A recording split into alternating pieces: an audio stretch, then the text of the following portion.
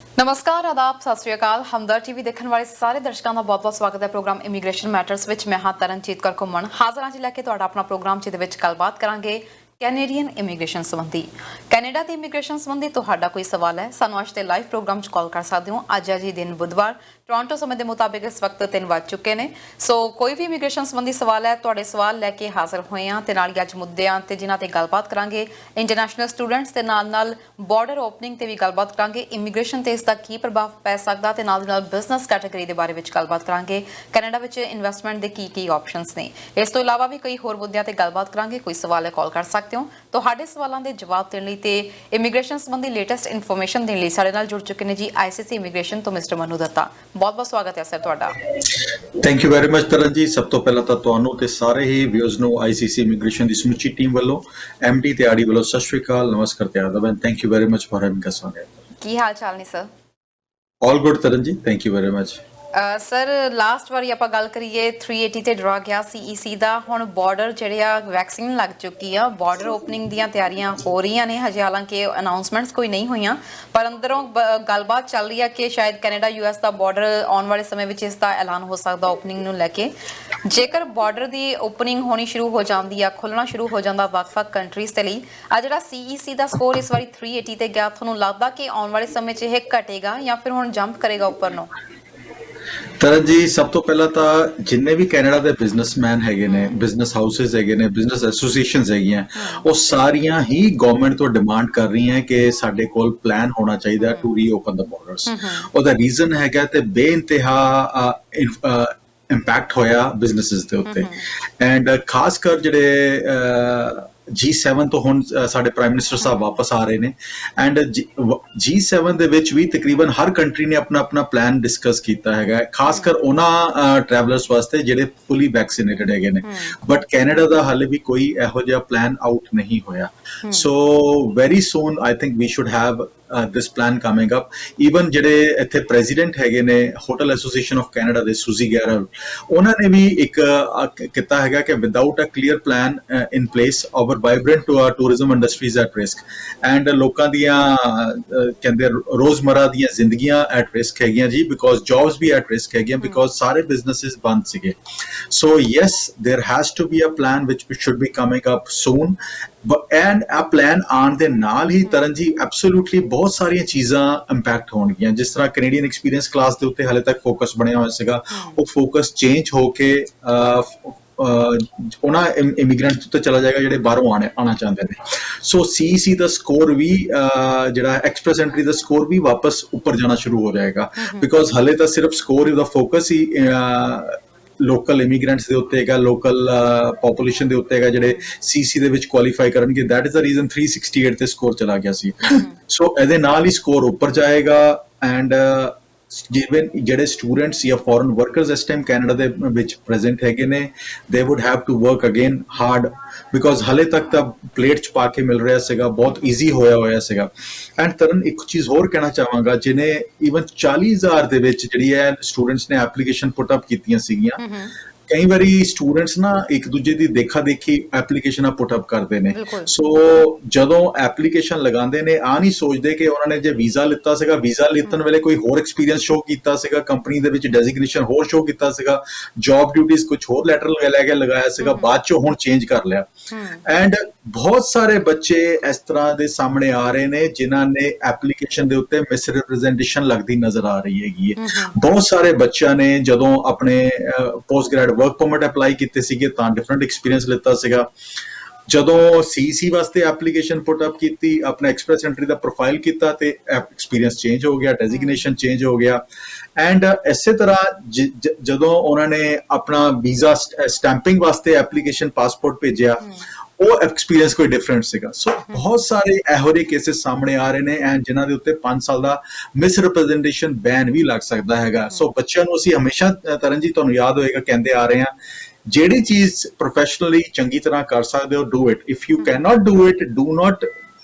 jeopardize your things your career because ਸੋਚੋ 21 ਸਾਲ ਦੀ ਉਮਰ ਦੇ ਉੱਤੇ ਜਾਂ 20 ਸਾਲ ਦੀ ਉਮਰ ਜਾਂ 22 ਸਾਲ ਦੀ ਉਮਰ ਦੇ ਉੱਤੇ ਤੁਹਾਡੇ ਤੇ ਉੱਤੇ ਮਿਸ ਰਿਪਰੈਜ਼ੈਂਟੇਸ਼ਨ ਨਗਦੀ ਨਜ਼ਰ ਆ ਰਹੀ ਹੈਗੀ ਹੈ ਤੁਸੀਂ ਤੇ ਦੁਬਾਰਾ ਕੈਨੇਡਾ ਆਉਣ ਜੋਗੇ ਨਹੀਂ ਰਹਿਣਾ ਹੈਗਾ ਜੀ ਬਿਕੋਜ਼ 5 ਸਾਲ ਦਾ ਬੈਨ ਲੱਗ ਗਿਆ ਉਸ ਤੋਂ ਬਾਅਦ ਵੀ ਆਫੀਸਰ 10 ਵਾਰੀ ਸੋਚੇਗਾ ਤੁਹਾਡੀ ਐਪਲੀਕੇਸ਼ਨ ਨੂੰ ਪ੍ਰੋਸੈਸ ਕਰਦਿਆਂ ਹੋਇਆ ਹੁਣ ਤਾਂ ਪਲੇਟ ਦੇ ਵਿੱਚ ਪਾ ਕੇ ਮਿਲ ਰਹੀ ਸੀਗੀ ਸੋ ਮੈਂ ਹਮੇਸ਼ਾ ਕਹਿੰਦਾ ਜੀ ਕਿ ਕਦੀ ਬਲੌਗਸ ਪੜ੍ਹ ਕੇ ਕਦੀ ਇੱਕ ਦੂਜੇ ਦੀ ਫਾਈਲ ਦੇਖ ਕੇ ਆਪਣੀ ਫਾਈਲ ਪੁੱਟ ਅਪ ਨਾ ਕਰੋ ਜੇ ਤੁਸੀਂ ਪ੍ਰੋਫੈਸ਼ਨਲੀ ਕਰ ਸਕਦੇ ਹੋ then only do it otherwise seek help of a consultant or a lawyer ਥੋੜੇ ਜਿਹੇ ਪੈਸੇ ਜ਼ਰੂਰ ਫੀਸ ਜ਼ਰੂਰ ਪ੍ਰੋਫੈਸ਼ਨਲ ਲੈਂਦੇ ਨੇ but take away lot of hassles for you and ਖਾਸ ਕਰ ਜੇ ਕਿਸੇ ਵੀ ਬੱਚੇ ਦਾ ਇਹੋ ਜਿਹਾ ਮਿਸਰੈਪ੍ਰੈਜ਼ੈਂਟੇਸ਼ਨ ਆਇਆ ਹੋਇਆ ਜਿਨੇ ਕਿਸੇ ਪ੍ਰੋਫੈਸ਼ਨਲ ਨੂੰ ਕੰਸਲਟ ਨਹੀਂ ਕੀਤਾ ਉਹਨਾਂ ਨੂੰ ਰਿਕਮੈਂਡ ਕਰੂੰਗਾ ਕਿ ਪਲੀਜ਼ ਕੰਸਲਟੈਂਟ ਅ ਪ੍ਰੋਫੈਸ਼ਨਲ ਔਰ ਅ ਲਾਇਰ ਤਾਂ ਕਿ ਹੁਣ ਵੀ ਤੁਹਾਡੇ ਕੇਸ ਦੇ ਵਿੱਚ ਜੇ ਕੁਝ ਸੇਵਿੰਗ ਹੋ ਸਕਦੀ ਹੈ ਜੇ ਬੈਨ ਲੱਗਣ ਤੋਂ ਤੁਸੀਂ ਬਚ ਸਕਦੇ ਹੈਗੇ ਹੋ ਤੇ ਤੁਸੀਂ ਜ਼ਰੂਰ ਬਚੋ ਉਹਦੇ ਤੋਂ and take care don't take life too easy sir ਜਿਵੇਂ ਤੁਸੀਂ ਗੱਲ ਕੀਤੀ ਹੈ ਕਿ ਕਈਆਂ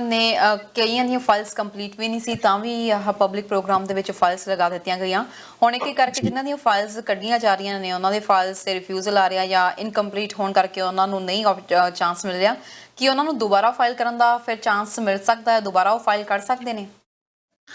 ਹਾਂਜੀ ਬਿਲਕੁਲ ਕਰ ਸਕਦੇ ਨੇ ਜੇ ਕੋਈ ਹੋਰ ਪ੍ਰੋਗਰਾਮ ਇਹੋ ਜਿਹਾ ਉਲੀਕਿਆ ਜਾਂਦਾ ਹੈਗਾ ਇੰਟਰਨੈਸ਼ਨਲ ਸਟੂਡੈਂਟਸ ਵਾਸਤੇ ਬਿਕੋਜ਼ ਤਰਨ ਜੀ ਇੱਥੇ ਤਾਂ ਤੁਹਾਨੂੰ ਯਾਦ ਹੋਏਗਾ ਕਿ ਬਿਨਾਂ ਐਕਸਪੀਰੀਅੰਸ ਦੇ ਫਾਈਲਸ ਲੱਗੀਆਂ ਹੈਗੀਆਂ ਸਿਰਫ ਜੌਬ ਜਿਨ੍ਹਾਂ ਕੋਲ ਹੈਗੀ ਸੀਗੀ ਐਂਡ ਜਿਨ੍ਹਾਂ ਨੇ ਅਪ੍ਰੈਲ ਦੇ ਵਿੱਚ ਵੀ ਆਪਣਾ ਪਾਸ ਆਊਟ ਹੋਏ ਨੇ ਐਂਡ ਉਹਨਾਂ ਕੋਲ ਡਿਗਰੀ ਸੀਗੀਆਂ ਨਹੀਂ ਵੀ ਆਈਆਂ ਸੀਗੀਆਂ ਉਹਦਾ ਵੀ ਆਲਟਰਨੇਟਿਵ ਲੱਭ ਕੇ ਤੁਸੀਂ ਪੁੱਟ ਅਪ ਕੀਤਾ ਹੈਗਾ ਸੋ ਹੁਣ ਤਾਂ ਤੁਹਾਨੂੰ ਦੁਬਾਰਾ ਵੇਟ ਕਰਨਾ ਪਏਗਾ ਜੇ ਐਵਰੀ ਪਬਲਿਕ ਪਾਲਿਸੀ ਕੋਈ ਆਂਦੀ ਹੈ ਜਿਹੜੀ ਤੁਹਾਡੇ ਵਾਸਤੇ ਕੰਡਿਊਸਿਵ ਹੋਵੇ ਖਾਸ ਕਰ ਇੰਟਰਨੈਸ਼ਨਲ ਸਟੂਡੈਂਟਸ ਵਾਸਤੇ ਬਟ ਤਰਨ ਜੀ ਇੰਟਰਨੈਸ਼ਨਲ ਸਟੂਡੈਂਟਸ ਨੂੰ ਇੱਕ ਰਾਏ ਇੱਕ ਮਤ ਜ਼ਰੂਰ ਦੇਣਾ ਚਾਹਾਂਗਾ ਕਿ do not take life too easy ਇਹ ਗੋਲਡਨ ਓਪਰਚੁਨਿਟੀ ਸੀਗੀ ਉਹਨਾਂ ਬੱਚਿਆਂ ਵਾਸਤੇ 40,000 ਬੱਚਿਆਂ ਵਾਸਤੇ 40,000 ਦੇ ਵਿੱਚ ਕਈ ਇਹੋ ਜਿਹੇ ਬੱਚੇ ਨਿਕਲ ਕੇ ਆਣਗੇ ਤਰਨ ਜੀ ਜਿਹੜੇ ਇਸ ਓਪਰਚੁਨਿਟੀ ਨੂੰ ਮਿਸ ਕਰ ਗਏ ਨਾ ਕਿ ਐਪਲੀਕੇਸ਼ਨ ਲਗਾਉਣ ਵਜੋਂ ਬਟ ਕਿ ਐਪਲੀਕੇਸ਼ਨ ਲਗਾਉਣ ਦੇ ਬਾਵਜੂਦ ਮਿਸ ਕਰ ਗਏ ਐਂਡ ਕਈ ਇਹੋ ਜਿਹੇ ਹੋਣਗੇ ਜਿਨ੍ਹਾਂ ਕੋਲ ਮਿਸ ਰਿਪਰੈਜ਼ੈਂਟੇਸ਼ਨ ਲੱਗੇਗੀ so do not take life too easy ਤੁਹਾਡੇ ਮਾਪਿਓ ਨੇ ਬੜੇ ਔਖੇ ਹੋ ਕੇ ਕਈ ਸਰਫੇ ਕਰਕੇ ਤੁਹਾਨੂੰ ਇੱਥੇ ਪੜਨ ਵਾਸਤੇ ਭੇਜਿਆ ਹੈਗਾ ਤੁਸੀਂ ਵੀ ਬੜੀਆਂ ਮਿਹਨਤਾਂ ਕੀਤੀਆਂ ਹੈਗੀਆਂ ਤੁਸੀਂ ਵੀ ਮਿਹਨਤਾਂ ਕਰਨ 'ਚ ਕਿਸੇ ਪਿੱਛੇ ਨਹੀਂ ਹਟੇ ਬਟ ਇੱਕ ਛੋਟੀ ਜੀ ਗਲਤੀ ਇਹੋ ਜਿਹੀ ਮਿਸਟੇਕ ਜਿਹਨੂੰ ਅਸੀਂ ਸਟੂਪਿਡ ਮਿਸਟੇਕ ਕਹਿੰਦੇ ਆ ਤਰਨ ਜੀ and this is a criminal wastage of this golden opportunity Manu ਜੀ ਜਿਵੇਂ ਅਸੀਂ ਗੱਲ ਕਰ ਰਹੇ ਹਾਂ ਹੁਣ ਇਸ ਵਕਤ ਸਟੂਡੈਂਟਸ ਦੀ ਗੱਲ ਕਰ ਰਹੇ ਹਾਂ ਤਾਂ ਜੇਕਰ ਪੋਸੀਬਿਲਿਟੀ ਜੇ ਆਪਾਂ ਲੈ ਕੇ ਚੱਲਦੇ ਹਾਂ ਕਿ ਬਾਰਡਰਸ ਓਪਨ ਹੋ ਜਾਂਦੇ ਨੇ ਸਟੂਡੈਂਟਸ ਜਿਹੜੇ ਹੁਣ ਇਸ ਵਕਤ ਨੈਕਸਟ ਸਟਰੀਮ ਦੇ ਵਿੱਚ ਐਡਮਿਸ਼ਨਸ ਲੈ ਰਹੇ ਨੇ ਅਗਲੇ ਸੈਸ਼ਨਸ ਦੇ ਲਈ ਐਡਮਿਸ਼ਨ ਲੈ ਰਹੇ ਨੇ ਸੋ ਉਹਨਾਂ ਨੂੰ ਕੀ ਤੁਸੀਂ ਇਸ ਵਕਤ ਕਹਿਣਾ ਚਾਹੋਗੇ ਕਿਉਂਕਿ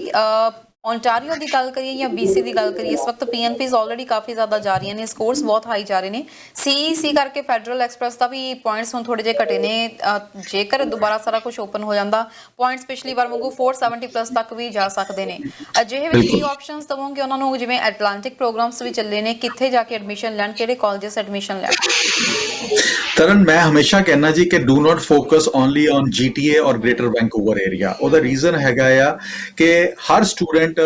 ਦਾ ਜਿਹਦੇ ਰਿਸ਼ਤੇਦਾਰ ਇੱਥੇ ਹੈਗੇ ਨੇ ਵਾਕਫ ਇੱਥੇ ਨੇ ਉਹਨਾਂ ਦਾ ਫੋਕਸ ਹੁੰਦਾ ਕਿ ਮੈਂ ਅਸੀਂ ਗ੍ਰੇਟਰ ਵੈਂਕੂਵਰ ਦੇ ਵਿੱਚ ਹੀ ਐਡਮਿਸ਼ਨ ਲੈ ਲਈਏ ਗ੍ਰੇਟਰ ਟੋਰਾਂਟੋ ਦੇ ਵਿੱਚ ਐਡਮਿਸ਼ਨ ਮਿਲ ਜਾਵੇ ਸਾਨੂੰ ਬਰੈਂਪਟਨ ਦੇ ਵਿੱਚ ਹੀ ਸ਼ੈਰੀਡਨ ਹੰਬਰ ਇਹੀ ਕਾਲਜਸ ਨਜ਼ਰ ਆਉਂਦੇ ਨੇ ਜਾਂ ਫਿਰ ਲੈਂਪਟਨ ਜਿਹੜੇ ਸੈਟੇਲਾਈਟ ਕੈਂਪਸਸ ਹੈਗੇ ਨੇ ਉਹ ਨਜ਼ਰ ਆਉਂਦੇ ਨੇ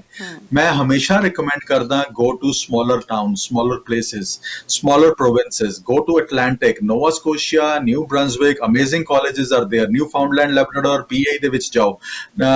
ਸੈਸਕੈਚੁਅਨ Manitoba pick up colleges and programs there ਉਹਦੇ ਦੋ ਐਡਵਾਂਟੇजेस ਨੇ ਇੱਕ ਤਾਂ ਲਾਈਫ ਉੱਥੇ ਰਿਲੇਟਿਵਲੀ ਸਲੋਅਰ ਪੇਸ ਤੇ ਉੱਤੇ ਹੈਗੀ ਹੈ ਉੱਥੇ ਤੁਹਾਡੇ ਖਰਚੇ ਘੱਟ ਹੈਗੇ ਨੇ ਉੱਥੇ ਤੁਹਾਨੂੰ ਹਲੇ ਵੀ ਮਕਾਨ ਸਸਤਾ ਮਿਲ ਜਾਂਦਾ ਹੈਗਾ ਉੱਥੇ ਤੁਹਾਨੂੰ ਹਲੇ ਵੀ ਅਪਾਰਟਮੈਂਟ ਸਸਤਾ ਮਿਲ ਜਾਂਦਾ ਹੈਗਾ ਉੱਥੇ ਤੁਹਾਡੀ ਇੰਸ਼ੋਰੈਂਸਸ ਘੱਟ ਹੈਗੀਆਂ ਇੱਥੇ GTA ਦੇ ਵਿੱਚ ਰਹਿੰਦੇ ਹੈਗੇ ਨੇ ਬੱਚੇ ਬਰੈਂਪਟਨ ਦੇ ਵਿੱਚ ਰਹਿੰਦੇ ਨੇਗੇ ਤੇ ਇੰਸ਼ੋਰੈਂਸ ਦਾ ਐਡਰੈਸ ਜਿਹੜਾ ਆਪਣੇ ਡਰਾਈਵਿੰਗ ਲਾਇਸੈਂਸ ਦੇ ਉੱਤੇ ਹੈਗਾ ਉਹ ਨਿਆਗਰਾ ਫਾਲਸ ਦਾ ਦਿੱਤਾ ਹੈ ਕੈਲਡਨ ਦਾ ਦਿੱਤਾ ਹੋਇਆ ਕਿਸੇ ਬਾਹਰ ਦਾ ਦਿੱਤਾ ਹੋਇਆ ਤਾਂ ਕਿ ਇੰਸ਼ੋਰੈਂਸ ਘੱਟ ਜਾਵੇ ਉੱਥੇ ਤੁਹਾਨੂੰ ਜਾ ਕੇ ਝੂਠ ਬੋਲਣਾ ਨਹੀਂ ਪਏਗਾ ਬਿਕੋਜ਼ ਕੱਲ ਨੂੰ ਇਹ ਵੀ ਇੰਸ਼ੋਰੈਂਸਸ ਬਚਾਉਣ ਵਾਸਤੇ ਜਿਹੜੇ ਤੁਸੀਂ ਚੀਜ਼ਾਂ ਕਰਦੇ ਪਏ ਹੋ ਇਹ ਕੱਲ ਨੂੰ ਕੋਈ ਖੁਦਾ ਨਾ ਖਾਸਤਾ ਕੋਈ ਐਕਸੀਡੈਂਟ ਹੋ ਜਾਂਦਾ ਹੈ ਤੇ ਉਹ ਆਫੀਸਰ ਨੇ ਇੰਸ਼ੋਰੈਂਸ ਕੰਪਨੀ ਨੇ ਇੰਨੀ ਜਲਦੀ ਕਲੇਮ ਨਹੀਂ ਦੇਣਾ ਉਹਨੇ ਬਾਅਦ ਚੋਂ ਪੰਗੇ ਪਾ ਲੈਣੇ ਹੈਗੇ ਨੇ ਜਦੋਂ ਤੁਹਾਡੀਆਂ ਵੈਰੀਫਿਕੇਸ਼ਨਸ ਦੇ ਉੱਤੇ ਜਾਣਾ ਹੈਗਾ ਸੋ ਉੱਥੇ ਛੋਟੇ ਪ੍ਰੋਵਿੰਸਸ ਦੇ ਵਿੱਚ ਜਾ ਕੇ ਇੱਕ ਤਾਂ ਟਰੈਵਲਿੰਗ ਤੁਹਾਡੀ ਘਟੇਗੀ ਤੁਹਾਡੇ ਖਰਚੇ ਘਟਣਗੇ ਫੀਸ ਵੀ ਉੱਥੇ ਘੱਟ ਹੈਗੀ relatively and second of all job opportunities ਜ਼ਿਆਦਾ ਹੈਗੀਆਂ ਜੌਬ ਓਪਰਚੁਨਿਟੀਜ਼ ਦੇ ਨਾਲ ਇੰਪਲੋਇਰ ਤੁਹਾਨੂੰ ਸਪੋਰਟ ਕਰਦੇ ਹੈਗੇ ਨੇ PNP ਪ੍ਰੋਗਰਾਮਸ ਵਾਸਤੇ ਸੋ ਐਂਡ ਉੱਥੇ PNP ਪ੍ਰੋਗਰਾਮਸ ਵੀ ਬੜੇ ਕੰਡਿਊਸਿਵ ਹੈਗੇ ਨੇ ਸਟੂਡੈਂਟਸ ਵਾਸਤੇ ਸੋ ਜੇ ਤੁਹਾਨੂੰ ਬਾਹਰ ਐਡਮਿਸ਼ਨਸ ਮਿਲਦੀਆਂ ਹੈਗੀਆਂ, ਗੋ ਫॉर ਦੋਜ਼ ਐਡਮਿਸ਼ਨਸ। ਜਦੋਂ ਇੰਡੀਆ ਤੋਂ ਨਿਕਲ ਹੀ ਆਏ ਤੇ ਫਿਰ ਬਰੈਂਪਟਨ ਦੇ ਵਿੱਚ ਰਿਸ਼ਤੇਦਾਰ ਦੇ ਕੋਲ ਕਿਉਂ ਤੁਸੀਂ ਇਹ ਸੋਚਦੇ ਹੋ ਕਿ ਉਹਨਾਂ ਦੇ ਕੋਲ ਆ ਕੇ ਰਹਿਣਾ ਹੈਗਾ ਜਾਂ ਉਹਨਾਂ ਦੀ ਤੁਹਾਨੂੰ ਐਡਵਾਈਸ ਚਾਹੀਦੀ ਹੈਗੀ ਹੈ। ਸੋ ਤੁਹਾਡੇ ਜੇ ਗਾਰਡੀਅਨ ਹੈਗੇ ਨੇ, ਉਹ ਗਾਰਡੀਅਨ ਤੁਹਾਡਾ ਲੋਕਲ ਹੈਗਾ ਆ, ਉਹ ਜੇ ਟੋਰਾਂਟੋ ਬੈਠਾ ਤਾਂ ਵੀ ਉਹ ਤੁਹਾਨੂੰ ਨੋਵਾ ਸਕੋਸ਼ੀਆ ਚ ਲੁੱਕ ਆਫਟਰ ਕਰ ਸਕਦਾ, ਨਿਊ ਬ੍ਰੰਸਵਿਕ ਵਿੱਚ ਲੁੱਕ ਆਫਟਰ ਕਰ ਸਕਦਾ, even Manitoba, Saskatchewan. So go for these provinces and ਜੇ opportunity ਮਿਲਦੀ ਹੈ study in these provinces, ਖਰਚਾ ਵੀ ਘੱਟ ਹੋਏਗਾ and opportunity for your permanent residency would be much better। ਬਿਲਕੁਲ ਸਰ ਜਿਵੇਂ ਤੁਸੀਂ ਇੱਥੇ ਪੀਆਰ ਦੀ ਐਪਲੀਕੇਸ਼ਨਸ ਦੀ ਗੱਲ ਕਰੀਏ ਤਾਂ ਕੀ ਇਸ ਵਕਤ ਚੱਲ ਰਿਹਾ ਵਾ, ਕਿਉਂਕਿ ਇਸ ਵਕਤ ਅਸੀਂ ਦੇਖ ਰਹੇ ਹਾਂ ਕਿ ਇੰਨੀਆਂ ਐਪਲੀਕੇਸ਼ਨਸ ਤੋਂ ਇਨਵੀਟੇਸ਼ਨਸ ਮਿਲ ਰਹੇ ਨੇ, ਪਰ ਜਿਨ੍ਹਾਂ ਦੀ ਇਸ ਵਕਤ ਪ੍ਰੋਸੈਸਿੰਗ ਚੱਲ ਰਹੀ ਹੈ ਕਿ ਉਸੇ ਤਰੀਕੇ ਨਾਲ ਚੱਲ ਰਹੀ ਆ? ਇਮੀਗ੍ਰੇਸ਼ਨ ਡਿਪਾਰਟਮੈਂਟ ਇਹਨਾਂ ਐਪਲੀਕੇਸ਼ਨਸ ਦੇ ਬੈਕਲੌਗ ਨੂੰ ਖਤਮ ਕਰਨ ਲਈ ਕੀ ਕਰ ਰਿਹਾ? Taran, as a matter of fact ਜਿਹੜੀਆਂ 40,000 ਐਪਲੀਕੇਸ਼ਨ ਲੱਗੀਆਂ ਸੀ ਜਾਂ 90,000 ਐਪਲੀਕੇਸ਼ਨ ਦੇ ਇਨਟੇਕ ਹੋ ਰਹੀਆਂ ਸੀਗੀਆਂ, ਉਹਨਾਂ ਉੱਤੇ ਵੀ ਕੰਮ ਹੋ ਰਿਹਾ ਇਸ ਟਾਈਮ ਤੇ। ਸੋ ਮੈਂ ਜਿਹੜੀਆਂ 75 ਦੇ ਡਰਾਅ ਦੀ ਗੱਲ ਹੀ ਨਹੀਂ ਕਰ ਰਿਹਾ। ਸੋ 75 ਦੇ ਡਰਾਅ ਦੇ ਉੱਤੇ ਤਾਂ ਕੰਮ ਹੋ ਹੀ ਰਿਹਾ ਹੈਗਾ। ਈਵਨ ਜਿਹੜੀਆਂ ਹੁਣ ਇਨਟੇਕ ਲਿੱਤੀਆਂ ਗਈਆਂ ਮਈ ਦੇ ਵਿੱਚ 6 ਮਈ ਨੂੰ, ਉਹਨਾਂ ਦੇ ਉੱਤੇ ਵੀ ਕੰਮ ਸ਼ੁਰੂ ਹੋ ਗਿਆ ਹੈਗਾ। So government is very aggressively working on these application. Government ਨਹੀਂ ਚਾਹੁੰਦੀ ਕਿ ਕੋਈ ਵੀ ਬੈਕਲੌਗ ਹੋਵੇ, and second of all government ਵੀ ਚਾਹੁੰਦੀ ਹੈ ਕਿ ਉਹਨਾਂ ਦੇ ਜਿਹੜੇ ਟਾਰਗੇਟਸ ਹੈਗੇ ਨੇ, 4,01,000 ਦਾ ਟਾਰਗੇਟ ਹੈਗਾ ਫॉर ਦਿਸ ਈਅਰ, ਉਹ they should meet the target, and as a matter of fact ਤਕਰੀਬਨ 1,75,000 ਇਨਵੀਟੇਸ਼ਨ ਹਾਲੇ ਜੂਨ ਤੱਕ ਦਿੱਤੇ ਜਾ ਚੁੱਕੇ ਨੇ ਤਰਨ ਜੀ। ਸੋ which is a very very good number। ਸੋ ਤਕਰੀਬਨ ਹੁਣ ਦੇ ਲੇਟੈਸਟ ਇਸ ਵੀਕ ਦੇ ਪੀਐਨਪੀਸ ਡਰਾਅ ਦੀ ਗੱਲ ਕਰੀਏ ਤਾਂ 1,80,000 ਤੱਕ ਵੀ ਚਲਾ ਗਿਆ ਹੋਏਗਾ numbers. So yes, government is very focused towards immigration this time, and they are focused towards 400,000 ਜਿਹੜਾ ਟਾਰਗੇਟ ਉਹਨਾਂ ਨੇ ਇਸ ਸਾਲ 2021 ਵਾਸਤੇ ਲਿਖਿਆ ਹੋਇਆ ਉਹਦੇ ਵਾਸਤੇ। ਬਿਲਕੁਲ ਸਵਾਲ ਮੈਂ ਇਸ ਲਈ ਪੁੱਛ ਰਹੀ ਸੀ ਕਿਉਂਕਿ ਕੁਝ ਅਜਿਹੇ ਵੀ ਹੈਗੇ ਆ ਸਟਰੀਮਸ ਜਿਨ੍ਹਾਂ ਨੂੰ ਇਸ ਵਕਤ ਥੋੜਾ ਜਿਹਾ ਔਨ ਹੋਲਡ ਹੀ ਪਾਇਆ ਗਿਆ ਵਾ, ਜਿਵੇਂ ਕਿ ਖਾਸ ਤੌਰ ਤੇ ਪੀਆਰ ਦੀਆਂ ਉਹ ਐਪਲੀਕੇਸ਼ਨਸ ਜਿਨ੍ਹਾਂ ਦੇ ਡਿਪੈਂਡੈਂਟਸ ਜਿਹੜੇ ਨੇ ਕੈਨੇਡਾ ਤੋਂ ਬਾਹਰ ਰਹਿ ਰਹੇ ਨੇ, ਉਹਨਾਂ ਨੂੰ ਫਿਲਹਾਲ ਹੋਲਡ ਤੇ ਪਾ ਦਿੱਤਾ ਗਿਆ। ਜਦੋਂ ਹੀ ਸਰ ਬਾਰਡਰ ਖੁੱਲਦਾ, ਬਹੁਤ ਕੁਝ ਜਿਹੜਾ ਆ, ਬਹੁਤ ਸਾਰੇ ਲੋਕ ਜਿਹੜੇ ਇਸ ਵਕਤ ਸਟਕ ਹੋਏ ਨੇ ਉਹ ਵਾਪਸ ਆਉਣਗੇ। ਸੋ ਇੱਕਦਮ ਇਮੀਗ੍ਰੇਸ਼ਨ ਦੇ ਉੱਤੇ ਇਸ ਦਾ ਵੀ ਬੋਝ ਦੇਖਣ ਨੂੰ ਮਿਲੇਗਾ। ਸੋ ਬਾਰਡਰ ਓਪਨਿੰਗ ਨੂੰ ਲੈ ਕੇ ਕਾਫੀ ਇਸ ਵਕਤ ਸੰਭਾਵਨਾਵਾਂ ਨਜ਼ਰ ਆ ਰਹੀਆਂ ਨੇ। ਜੇ ਬਾਰਡਰ ਓਪਨ ਹੁੰਦਾ, ਕੈਨੇਡਾ ਦੀ ਇਮੀਗ੍ਰੇਸ਼ਨ ਤੇ ਇਹਦਾ ਕੀ ਪ੍ਰਭਾਵ ਹੋਏਗਾ? ਤਰਨ ਜੀ, ਜਿਹੜਾ ਫੋਕਸ ਹੋਏਗਾ that will go to the applicants from outside of Canada। ਸੋ ਆ ਸਭ ਤੋਂ ਵੱਡਾ ਪ੍ਰਭਾਵ ਪਏਗਾ। ਸੋ ਕੈਨੇਡੀਅਨ ਐਕਸਪੀਰੀਅੰਸ ਕਲਾਸ ਦੇ ਉੱਤੇ ਥੋੜਾ ਜਿਹਾ ਜਿਹੜਾ ਫੋਕਸ ਬਣਿਆ ਹੋਇਆ ਸੀਗਾ, ਵਰਕ ਪਰਮਿਟ ਜਿਹੜੇ ਵਿਦਨ ਕੈਨੇਡਾ ਆਸਾਨੀ ਨਾਲ ਮਿਲ ਰਹੇ ਸੀਗੇ, ਉਹ ਐਟੀਟਿਊਡ ਥੋੜਾ ਜਿਹਾ ਗਵਰਨਮੈਂਟ ਦਾ ਆਫੀਸਰਸ ਦਾ ਚੇਂਜ ਹੋਏਗਾ, because they would try to get applicants from outside। and ਖਾਸ ਕਰ ਇੰਟਰਨੈਸ਼ਨਲ ਸਟੂਡੈਂਟ ਦੇ ਉੱਤੇ ਬਹੁਤ ਵੱਡਾ ਪ੍ਰਭਾਵ ਨਜ਼ਰ ਆਏਗਾ ਤਰਨ ਜੀ, ਜਿਸ ਦਿਨ ਬਾਰਡਰ ਖੁੱਲ ਜਾਂਦੇ ਹੈਗੇ ਨੇ। ਸੋ ਮੈਂ ਸਟੂਡੈਂਟਸ ਨੂੰ ਬਾਰ-ਬਾਰ ਕਹੂੰਗਾ ਕਿ ਜਿਸ ਵੀ ਇੰਪਲੋਇਰ ਨਾਲ ਕੰਮ ਕਰ ਰਹੇ ਹੋ, ਬਿਕੋਜ਼ ਮੇਰੀ ਨਜ਼ਰ ਦੇ ਵਿੱਚ ਕਈ ਇਹੋ ਜਿਹੇ ਸਟੂਡੈਂਟਸ ਹੈਗੇ ਨੇ ਜਿਹੜੇ ਆਪਣੇ ਇੰਪਲੋਇਰ ਨੂੰ ਛੱਡ ਆਏ ਸੀਗੇ 40,000 ਦੀ ਐਪਲੀਕੇਸ਼ਨ ਲੱਗਣ ਦੇ ਨਾਲ ਹੀ। ਸੋ ਜਾਂ ਜਿਨ੍ਹਾਂ ਦੀ 75 ਦੇ ਵਿੱਚ ਪਿਕ ਹੋ ਗਈ ਸੀਗੀ ਐਪਲੀਕੇਸ਼ਨ, 75 ਦੇ ਡਰਾਅ ਦੇ ਵਿੱਚ ਫੈਬਰੂਰੀ ਦੇ ਵਿੱਚ। So please be focused, be serious about your career, and ਜਿਹੜੇ employer ਨਾਲ ਤੁਸੀਂ ਕੰਮ ਕਰ ਰਹੇ ਹੋ, ਪੂਰੀ honesty, sincerity ਨਾਲ ਕੰਮ ਕਰੋ। and ਜੇ ਤੁਸੀਂ ਛੱਡਣਾ ਵੀ ਹੈਗਾ employer ਨੂੰ, give him a proper notice, tell him ਕਿ ਭਾਈ sir I'm planning to moving out from this place, ਤੇ ਤੁਸੀਂ ਕੋਈ ਹੋਰ ਨਵਾਂ ਐਪਲੀਕੈਂਟ ਲਿਆ ਕੇ, ਨਵਾਂ ਵਰਕਰ ਲਿਆ ਕੇ ਇੱਥੇ ਟ੍ਰੇਨ ਕਰਾ ਲਓ। ਮੇਰੀ ਜਿੱਥੇ ਸਰਵਿਸਿਜ਼ ਚਾਹੀਦੀਆਂ ਹੈਗੀ, ਮੇਰੀ ਜਿੱਥੇ ਹੈਲਪ ਚਾਹੀਦੀ ਹੈ, ਉਹਦਾ ਫਾਇਦਾ ਲੈ ਲਓ। ਐਂਡ ਜਦੋਂ ਉਹ ਟ੍ਰੇਨ ਹੋ ਜਾਵੇ, then only move out. Do not give ਕਿ ਸਰ ਮੈਂ ਕੱਲ ਤੋਂ ਕੰਮ ਤੇ ਨਹੀਂ ਆ ਰਿਹਾ, ਬਿਕੋਜ਼ ਕੱਲ ਨੂੰ ਤੁਹਾਨੂੰ ਵੀ ਉਸ ਇੰਪਲੋਇਰ ਦੀ ਲੋੜ ਪੈ ਸਕਦੀ ਹੈ। ਮੋਰਓਵਰ ਕੱਲ ਨੂੰ ਤੁਸੀਂ ਵੀ ਆਪਣੇ ਬਿਜ਼ਨਸ ਸ਼ੁਰੂ ਕਰਨੇ ਨੇ, ਐਂਡ ਤੁਹਾਨੂੰ ਉਸ ਟਾਈਮ ਤੇ ਪਤਾ ਚੱਲੇਗਾ ਕਿ ਇੰਪਲੋਇਰ ਨਾਲ ਇੱਕੋ ਦਮ ਜਦੋਂ ਤੁਸੀਂ ਛੱਡ ਕੇ ਜਾਂਦੇ ਹੋ ਤਾਂ ਇੰਪਲੋਇਰ ਨੂੰ ਕਿੰਨੀਆਂ ਦਿੱਕਤਾਂ ਦਾ ਸਾਹਮਣਾ ਕਰਨਾ ਪੈਂਦਾ ਹੈਗਾ। ਸੋ ਪਲੀਜ਼ ਆਪਣੇ ਇੰਪਲੋਇਰ ਨਾਲ ਪੂਰੀ ਸਿੰਸੀਅਰਿਟੀ ਨਾਲ ਰਹੋ। ਕਹਿੰਦੇ ਵਾਟ ਗੋਜ਼ ਅਰਾਊਂਡ ਕਮਸ ਅਰਾਊਂਡ। ਜਿਸ ਤਰ੍ਹਾਂ ਦੀ ਤੁਸੀਂ ਹੈਲਪ ਚਾਹੁੰਦੇ ਹੈਗੇ ਹੋ, ਜੇ ਇੰਪਲੋਇਰ ਤੋਂ ਆ ਹੈਲਪ ਚਾਹੀਦੀ ਹੈਗੀ ਤੇ you have to be sincere with them। ਐਂਡ ਇਹ ਨਹੀਂ ਕਿ ਤੁਸੀਂ ਜੌਬ ਨਹੀਂ ਛੱਡ ਸਕਦੇ, ਬਿਲਕੁਲ ਤੁਹਾਡਾ ਰਾਈਟ ਹੈਗਾ ਜੀ, ਤੁਸੀਂ ਜੌਬ ਛੱਡ ਕੇ ਕਦੀ ਵੀ ਜਾ ਸਕਦੇ ਹੋ, but give a proper notice to your employer ਤਾਂ ਕਿ ਅਗਲੇ ਨੂੰ ਉਸ ਪੋਜੀਸ਼ਨ ਨੂੰ ਫਿਲ ਕਰਨ ਦੇ ਵਿੱਚ ਤੇ ਐਂਪਲ ਟਾਈਮ ਮਿਲੇ ਐਂਡ ਟ੍ਰੇਨ ਕਰਨ ਵਾਸਤੇ ਟਾਈਮ ਮਿਲ ਜਾਵੇ। ਸਰ ਥੋੜੀ ਜਿਹੀ ਪੀਐਨਪੀ ਦੀ ਵੀ ਗੱਲ ਕਰ ਲਈਏ। ਪੀਐਨਪੀਸ ਦੇ ਵੀ ਕੁਝ ਡਰਾ ਨਿਕਲੇ ਨੇ, ਉਧਰੋਂ ਓਨਟਾਰੀਓ ਦੇ ਨਿਕਲੇ ਨੇ ਤੇ ਦੂਜੇ ਪਾਸੇ ਸਸਕੈਚੁਅਨ ਦੇ ਵਿੱਚ ਵੀ ਮਿਲੇ ਨੇ। ਬਿਲਕੁਲ ਤਰਨ ਜੀ, ਬ੍ਰਿਟਿਸ਼ ਕੋਲੰਬੀਆ ਨੇ ਵੀ ਡਰਾਅ ਆਊਟ ਕੀਤਾ ਜੀ ਟੈਕ ਡਰਾਅ ਤੋਂ। ਟੈਕ ਡਰਾਅਸ ਦੇ ਉੱਤੇ ਫੋਕਸ ਹੈਗਾ। ਉਸ ਤੋਂ ਬਾਅਦ ਓਨਟਾਰੀਓ ਨੇ ਅੱਜ ਡਰਾਅ ਕੀਤਾ, ਜਿਨ੍ਹਾਂ ਕੋਲ ਜੌਬ ਆਫਰਸ ਹੈਗੀਆਂ ਕੈਨੇਡੀਅਨ ਓਨਟਾਰੀਓ ਦੇ ਇੰਪਲੋਇਰਸ ਤੋਂ। ਉਹਨਾਂ ਤੇ ਵੀ ਤਕਰੀਬਨ 9,78 ਤਕਰੀਬਨ 1,000 ਐਪਲੀਕੇਸ਼ਨ ਤੋਂ ਥੱਲੇ ਇਨਵੀਟੇਸ਼ਨ ਦਿੱਤੇ ਗਏ ਨੇ। ਐਂਡ ਨਾਲ ਦੀ ਨਾਲ ਸੈਸਕੈਚੁਅਨ ਨੇ ਵੀ ਡਰਾਅ ਆਊਟ ਕੀਤਾ ਹੈਗਾ ਹੈ। ਸੋ 250 ਇਨਵੀਟੇਸ਼ਨ ਤਕਰੀਬਨ ਸੈਸਕੈਚੁਆਨ ਨੇ ਦਿੱਤੇ। ਸੋ ਹਰ ਪ੍ਰੋਵਿੰਸ ਆਪਣਾ ਆਪਣਾ ਫੋਕਸ ਆਪਣੇ ਆਪਣੇ ਡਰਾਸ ਆਊਟ ਕਰ ਰਿਹਾ ਹੈਗਾ ਐਂਡ ਬਿਕੋਜ਼ ਦੇ ਵਾਂਟ ਕਿ ਉਹ ਵੀ ਆਪਣੇ ਟਾਰਗੇਟਸ ਦੇ ਉੱਤੇ ਬਣੇ ਰਹਿਣ ਐਂਡ ਇੱਕੋ ਹੀ ਚੀਜ਼ ਇੱਥੇ ਕਹਿਣਾ ਚਾਹਾਂਗਾ ਕਿ ਓਪਰਚੁਨਿਟੀਜ਼ ਆਪਸ਼ਨਸ ਬਹੁਤ ਸਾਰੀਆਂ ਹੈਗੀਆਂ ਐਂਡ ਫੋਕਸ ਰੱਖੋ ਐਂਡ ਆਪਣੇ ਸਕੋਰ ਇੰਪਰੂਵਮੈਂਟ ਦੇ ਉੱਤੇ ਧਿਆਨ ਰੱਖੋ। ਜੀ ਬਿਲਕੁਲ ਸਰ, ਥੋੜਾ ਜਿਹਾ ਆਪਾਂ ਬਿਜ਼ਨਸ ਦੇ ਬਾਰੇ ਵਿੱਚ ਵੀ ਗੱਲ ਕਰ ਲਈਏ, ਬਿਜ਼ਨਸ ਇਨਵੈਸਟਮੈਂਟ ਦੇ ਬਾਰੇ ਵਿੱਚ, ਸਟਾਰਟਅਪ ਵੀਜ਼ਾ ਦੇ ਬਾਰੇ ਵਿੱਚ ਥੋੜੀ ਬਹੁਤ ਜਾਣਕਾਰੀ ਲੈਣਾ ਚਾਹਾਂਗੀ ਕਿਉਂਕਿ ਇਸ ਨੂੰ ਲੈ ਕੇ ਵੀ ਕੁਆਰੀਜ਼ ਆ ਰਹੀਆਂ ਨੇ। ਤਰਨ ਅੱਜ ਦੀ ਤਰੀਕ ਦੇ ਵਿੱਚ ਬਹੁਤ ਸਾਰੇ ਬਿਜ਼ਨਸਮੈਨ ਕੈਨੇਡਾ ਦੇ ਵਿੱਚ ਫੋਕਸ ਕਰਕੇ ਬੈਠੇ ਨੇ ਐਂਡ ਖਾਸ ਕਰ ਅਸੀਂ ਰੀਸੈਂਟਲੀ ਦੇਖਿਆ ਹੈਗਾ ਇੰਡੀਆ ਤੋਂ ਬਹੁਤ ਸਾਰਾ businessman they want to establish a satellite office ਜਾਂ another office another branch in Canada ਤਾਂ ਕਿ ਉਹਨਾਂ ਦੀ ਇਮੀਗ੍ਰੇਸ਼ਨ ਐਂਡ ਵਰਕ ਪਰਮਿਟ ਦੇ ਉੱਤੇ ਆਪਸ਼ਨਸ ਸ਼ੁਰੂ ਹੋ ਜਾਣ ਐਂਡ ਸਾਡੇ ਕੋਲ ਇੰਨੀਆਂ ਜ਼ਿਆਦਾ ਕੁਐਰੀਜ਼ ਆ ਰਹੀਆਂ ਦੇਰ R n number of queries. I think ਮੇਰੇ personal cell ਦੇ ਉੱਤੇ ਵੀ I'm getting lot of queries ਕਿਸੇ reference ਤੋਂ ਕਦੀ ਕਿਸੇ reference ਤੋਂ and everybody is a sincere businessman who wants to immigrate to Canada. Reason recently ਅਸੀਂ ਦੇਖਿਆ ਕਿ ਜਦੋਂ ਕੋਵਿਡ ਨੇ ਆਪਣਾ ਜ਼ੋਰ ਪਕੜਿਆ ਇੰਡੀਆ ਦੇ ਵਿੱਚ ਤੇ ਬਹੁਤ ਸਾਰੇ ਇਹੋ ਜਿਹੇ ਘਰ ਦੇ ਵਿੱਚ ਉਹਨਾਂ ਦੇ ਮੈਂਬਰ ਸੀਗੇ ਜਾਂ ਕੋਈ ਦੋਸਤ ਯਾਰ ਸੀਗੇ ਜਾਂ ਕੋਈ ਰੈਫਰੈਂਸਿਸ ਦੇ ਵਿੱਚ ਇਹੋ ਜਿਹੇ ਸੀਗੇ ਜਿਹੜੇ ਕਿਸੇ ਵਜ੍ਹਾ ਨਾਲ ਉਹਨਾਂ ਨੂੰ ਆਕਸੀਜਨ ਦੀ ਕਮੀ ਦਾ ਸਾਹਮਣਾ ਕਰਨਾ ਪਿਆ ਜਾਂ ਮੈਡੀਕਲ ਸਹੂਲਤਾਂ ਦਾ ਉਹਨੂੰ ਨਜ਼ਰ ਆਣਾ, ਉਹਨਾਂ ਨੂੰ ਨਜ਼ਰ ਇਹ ਆਣਾ ਸ਼ੁਰੂ ਹੋ ਗਿਆ ਕਿ ਜੇ ਸਾਡੇ ਕੋਲ ਇੰਨੇ ਪੈਸੇ ਹੁੰਦਿਆਂ ਵੀ ਅਸੀਂ ਆਪਣੇ ਰਿਸ਼ਤੇਦਾਰ ਨੂੰ ਨਹੀਂ ਬਚਾ ਸਕੇ let's move to those countries ਜਿਹੜੀਆਂ ਸਾਨੂੰ ਬਿਹਤਰ ਸਹੂਲਤਾਂ ਦਿੰਦੀਆਂ। ਕੈਨੇਡਾ ਰਿਲੇਟਿਵਲੀ ਆਪਣੇ ਸਾਰੇ ਅਸੀਂ ਲੋਕਡਾਊਨ ਦੇ ਉੱਤੇ ਫੋਕਸ ਸੀਗਾ। ਕੈਨੇਡਾ ਨੇ ਆਪਣਾ ਬਹੁਤ ਅੱਛੀ ਤਰ੍ਹਾਂ ਪ੍ਰੋਵਿੰਸਿਸ ਨੇ ਵੀ ਐਂਡ ਫੈਡਰਲ ਗਵਰਨਮੈਂਟ ਨੇ ਵੀ ਬਹੁਤ ਅੱਛਾ ਕੰਮ ਕੀਤਾ। ਵੀ ਲੋਸਟ ਸਮ ਲਾਈਫਸ ਬਟ ਫਿਰ ਵੀ ਉਹਨਾਂ ਦੇ ਜਿਹੜੇ ਕੰਮ ਹੈਗਾ ਉਹ ਸਰਾਹਨੀय ਹੈਗਾ। ਸੋ ਉਹਨੂੰ ਦੇਖਦਿਆਂ ਹੋਇਆ ਬਹੁਤ ਸਾਰਾ ਬਿਜ਼ਨਸਮੈਨ ਅੱਜ ਦੀ ਤਰੀਕ ਦੇ ਵਿੱਚ ਆਉਣਾ ਚਾਹੁੰਦੇ ਨੇ। ਹੁਣ ਬਿਜ਼ਨਸਮੈਨ ਵਾਸਤੇ ਕਿਹੜੀ ਓਪਰਚੁਨਿਟੀਜ਼ ਹੈਗੀਆਂ? Startup visa SUV startup visa is one such option ਜਿਹਦੇ ਵਿੱਚ ਉਹ ਐਪਲੀਕੈਂਟ ਸਟ੍ਰੇਟ ਪਰਮਾਨੈਂਟ ਰੈਜ਼ੀਡੈਂਸੀ ਦੇ ਉੱਤੇ ਵੀ ਲੈਂਡ ਕਰ ਸਕਦਾ ਹੈਗਾ। ਸੋ ਇਹਦੇ ਵਿੱਚ ਚਾਹੀਦਾ ਕੀ ਹੈਗਾ, ਰਿਕੁਆਇਰਮੈਂਟ ਕੀ ਹੈਗੀ ਹੈ? ਰਿਕੁਆਇਰਮੈਂਟ ਇਹ ਹੈਗੀ ਹੈ ਕਿ ਐਪਲੀਕੈਂਟ ਦੇ ਕੋਲ ਕੋਈ ਇਹੋ ਜਿਹਾ ਬਿਜ਼ਨਸ ਪਲਾਨ, ਇਹੋ ਜਿਹਾ ਪ੍ਰਪੋਜ਼ਲ ਹੋਵੇ ਜਿਹੜਾ ਐਂਜਲ ਇਨਵੈਸਟਰਸ ਇਨਕਿਊਬੇਟਰਸ ਨੂੰ ਪਸੰਦ ਆਉਂਦਾ ਹੋਵੇ, ਜਿਹਦੇ ਤੇ ਉਹਨੂੰ ਇਨਕਿਊਬੇਟਰਸ ਨੂੰ ਲੱਗੇ yes this is a program, this is a plan, this can work, this business can work. So ਇਹੋ ਜਿਹਾ ਬਿਜ਼ਨਸ ਉਹ that can be related to IT, that can be related to a restaurant, that can be related to hotel, that can be related to anything provided ਉਹ plan ਦੇ ਵਿੱਚ ਕੋਈ ਇਹੋ ਜਿਹੀ ਨਵੀਂ ਚੀਜ਼ ਹੋਵੇ ਜਿਹੜੀ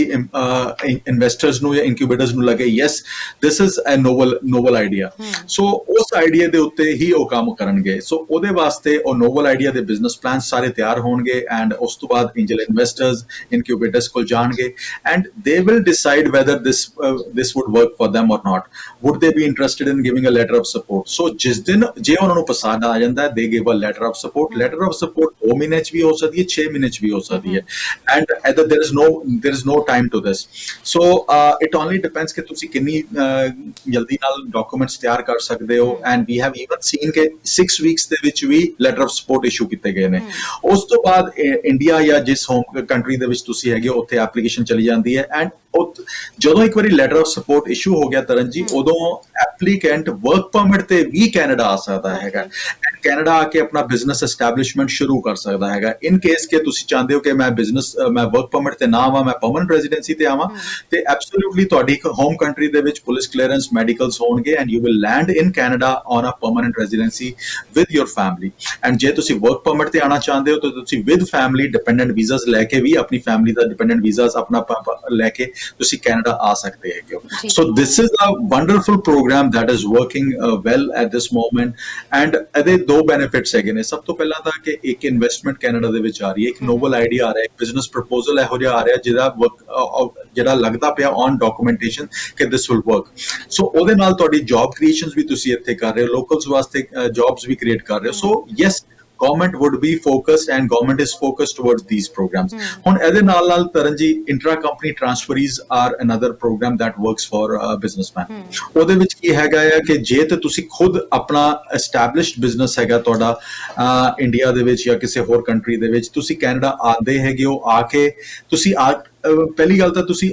ਸੇਮ ਬਿਜ਼ਨਸ ਨੂੰ ਐਕਸਪੈਂਡ ਕਰਨਾ ਚਾਹੁੰਦੇ ਹੋ ਕੈਨੇਡਾ ਦੇ ਵਿੱਚ। ਉਹ ਬਿਜ਼ਨਸ ਕੋਈ ਵੀ ਹੋ ਸਕਦਾ ਹੈ, it can be say trucking logistics business ਹੋ ਸਕਦਾ ਹੈ, it can be restaurant, it can be you name a business, it can be that business. ਉਹਦੇ ਬਿਜ਼ਨਸ ਦੇ ਬੇਸ ਦੇ ਉੱਤੇ ਤੁਹਾਨੂੰ ਇੱਥੇ ਪਹਿਲੇ ਵਰਕ ਪਰਮਿਟ ਮਿਲੇਗਾ ਐਂਡ 1 ਸਾਲ ਤੁਹਾਨੂੰ ਬਿਜ਼ਨਸ ਰਨ ਕਰਨਾ ਪਏਗਾ, ਐਸਟੈਬਲਿਸ਼ ਕਰਨਾ ਪਏਗਾ ਐਂਡ 1 ਸਾਲ ਦੇ ਬਾਅਦ ਤੁਸੀਂ ਪਰਮਨੈਂਟ ਰੈਜ਼ੀਡੈਂਸੀ ਦੀ ਐਪਲੀਕੇਸ਼ਨ ਵੀ ਲਗਾ ਸਕਦੇ ਹੋ। ਹੁਣ ਕਈ ਬਿਜ਼ਨੈਸਸ ਇਹੋ ਜਿਹੇ ਹੈਗੇ ਨੇ ਜਿੱਥੇ ਤੁਸੀਂ ਕਹਿੰਦੇ ਹੋ ਕਿ ਮੇਰੇ ਨਾਲ ਕੁਝ ਮੇਰੇ ਖਾਸ ਕੀ ਪਲੇਅਰਸ ਮੇਰੇ ਕੈਨੇਡਾ ਦੇ ਵਿੱਚ ਮੂਵ ਹੋਣ ਜਿਹੜੇ ਬਿਜ਼ਨਸ ਨੂੰ ਐਸਟੈਬਲਿਸ਼ ਰਨ ਕਰਨ ਦੇ ਵਿੱਚ ਮੇਰੀ ਹੈਲਪ ਕਰਨਗੇ। ਸੋ ਜੇ ਤੁਸੀਂ ਕੋਈ EMPLOYEES ਨੂੰ ਕਰਨਾ ਚਾਹੁੰਦੇ ਹੋ OVS ਪ੍ਰੋਗਰਾਮ ਦੇ ਵਿੱਚ ਕੁਆਲੀਫਾਈ ਕਰ ਸਕਦੇ ਨੇ, but again this is a program ਜਿਹਦੇ ਵਿੱਚ ਪਹਿਲੇ ਵਰਕ ਪਰਮਿਟ ਮਿਲਦਾ ਹੈ, 1 ਸਾਲ ਬਿਜ਼ਨਸ ਰਨ ਕਰਨ ਤੇ ਐਸਟੈਬਲਿਸ਼ ਕਰਨ ਤੋਂ ਬਾਅਦ ਤੁਸੀਂ ਪਰਮਨੈਂਟ ਰੈਜ਼ੀਡੈਂਸੀ ਵਾਸਤੇ ਅਪਲਾਈ ਕਰ ਸਕਦੇ ਹੋ।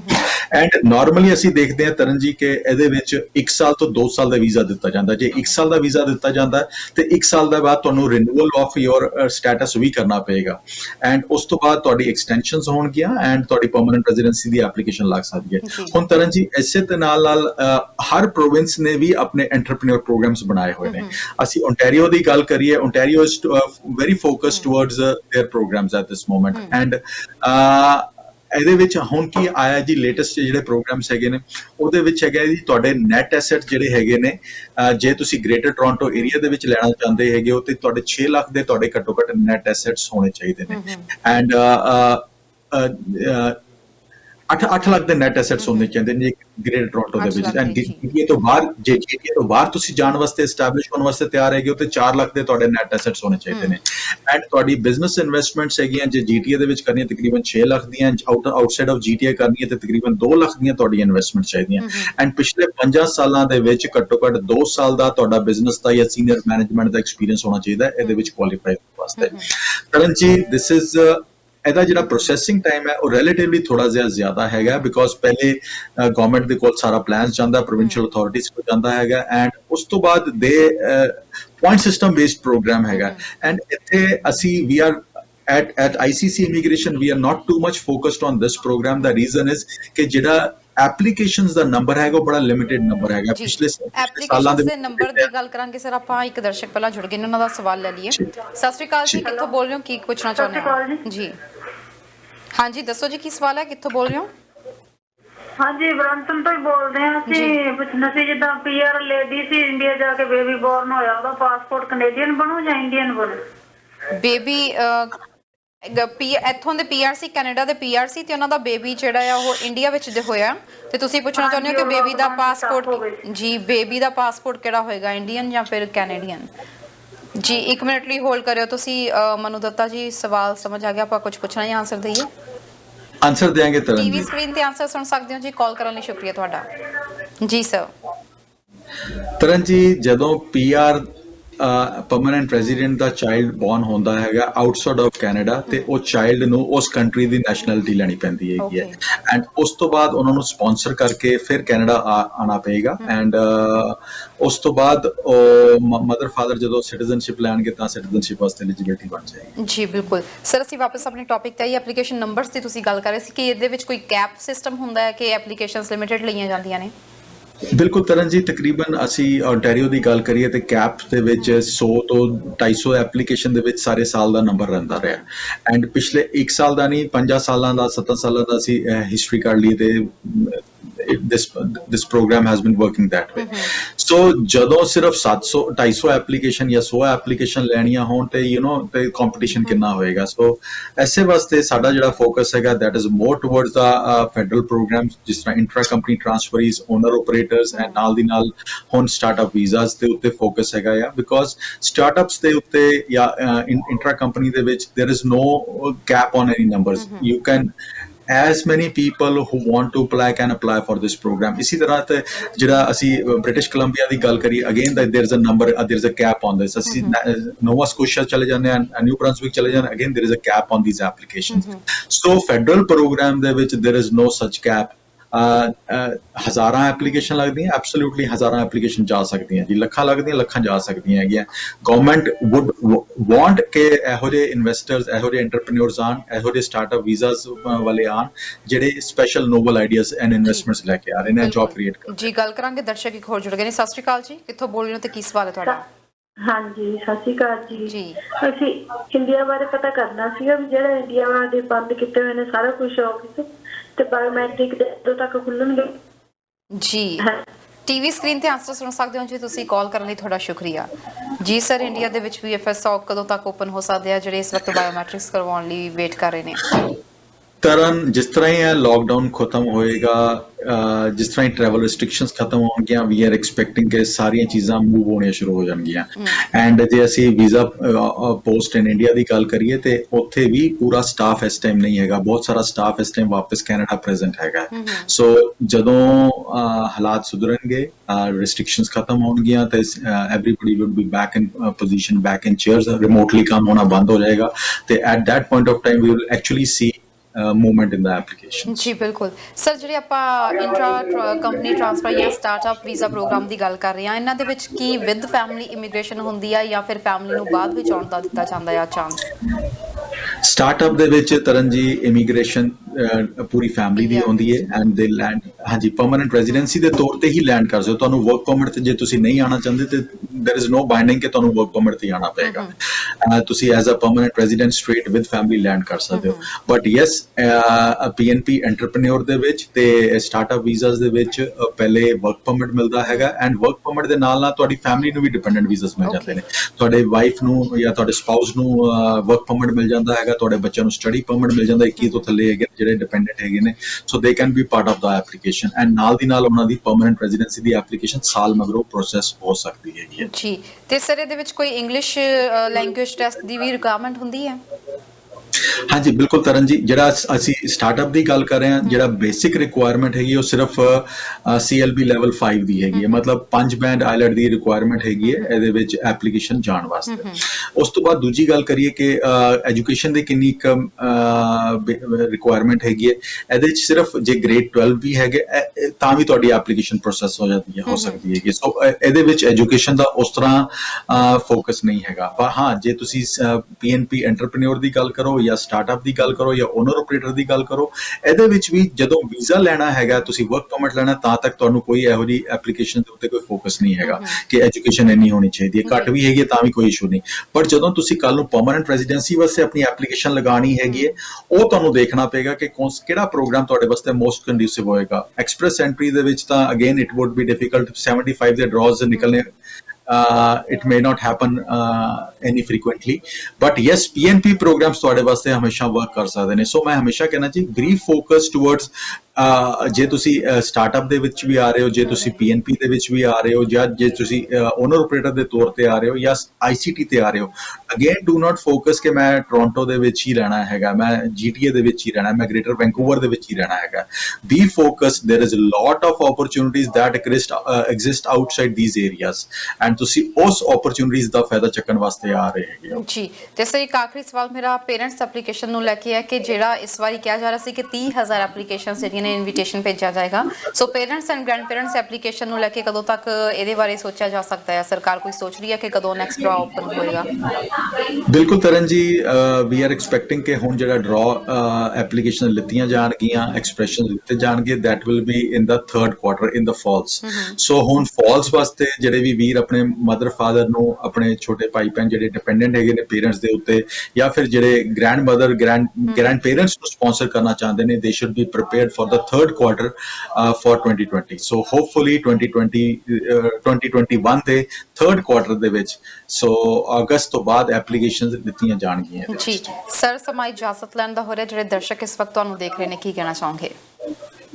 ਤਰਨ ਜੀ, ਜਾਣ ਤੋਂ ਪਹਿਲਾਂ ਸਿਰਫ ਇੱਕ ਚੀਜ਼ ਕਹਿਣਾ ਚਾਹਾਂਗਾ, ਜੇ ਤੁਸੀਂ ਚਾਹੁੰਦੇ ਹੈਗੇ ਹੋ ਤੁਹਾਡੇ ਭਾਈ ਭੈਣ ਜਿਹੜੇ ਬਿਜ਼ਨਸਮੈਨ ਹੈਗੇ ਨੇ ਬੈਕ ਹੋਮ ਦੇ ਵਿੱਚ, ਉਹ ਇੱਥੇ ਕੈਨੇਡਾ